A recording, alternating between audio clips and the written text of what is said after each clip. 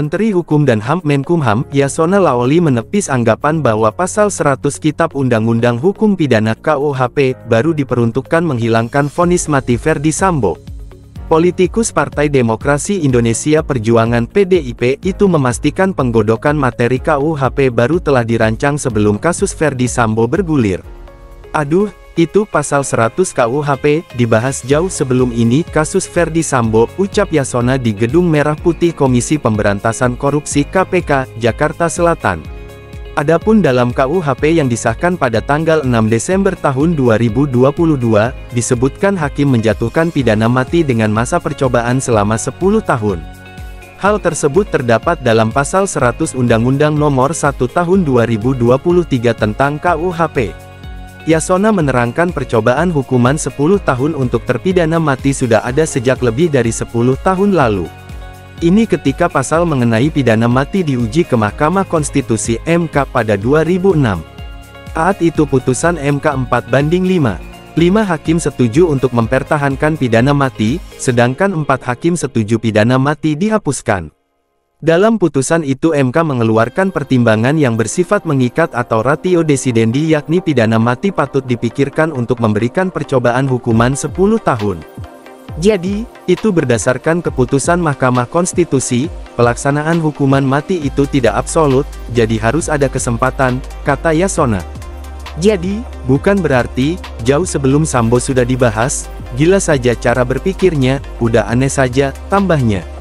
Sebagaimana diketahui, pasal 100 ayat 1 KUHP mengatur, hakim menjatuhkan pidana mati dengan masa percobaan selama 10 tahun dengan memerhatikan rasa penyesalan terdakwa dan ada harapan untuk memperbaiki diri atau peran terdakwa dalam tindak pidana.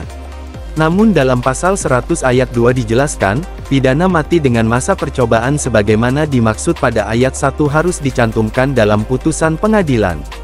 Adapun Majelis Hakim Pengadilan Negeri Jakarta Selatan memutuskan vonis hukuman mati kepada Ferdy Sambo, tanpa adanya embel-embel masa percobaan selama 10 tahun. Berdasarkan pasal 100 ayat 4 KUHP, jika Majelis Hakim memberikan masa percobaan selama 10 tahun terhadap vonis hukuman mati Ferdy Sambo, maka ketika ia menunjukkan sikap dan perbuatan yang terpuji selama masa percobaan tersebut, pidana mati dapat diubah menjadi pidana penjara seumur hidup. Yakni dengan keputusan Presiden Kepres setelah mendapatkan pertimbangan Mahkamah Agung, Ma.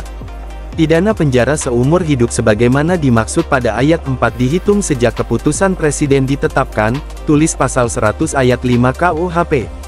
Jika terpidana selama masa percobaan sebagaimana dimaksud pada ayat 1 tidak menunjukkan sikap dan perbuatan yang terpuji serta tidak ada harapan untuk diperbaiki, pidana mati dapat dilaksanakan atas perintah Jaksa Agung, bunyi pasal 100 ayat 6 KUHP.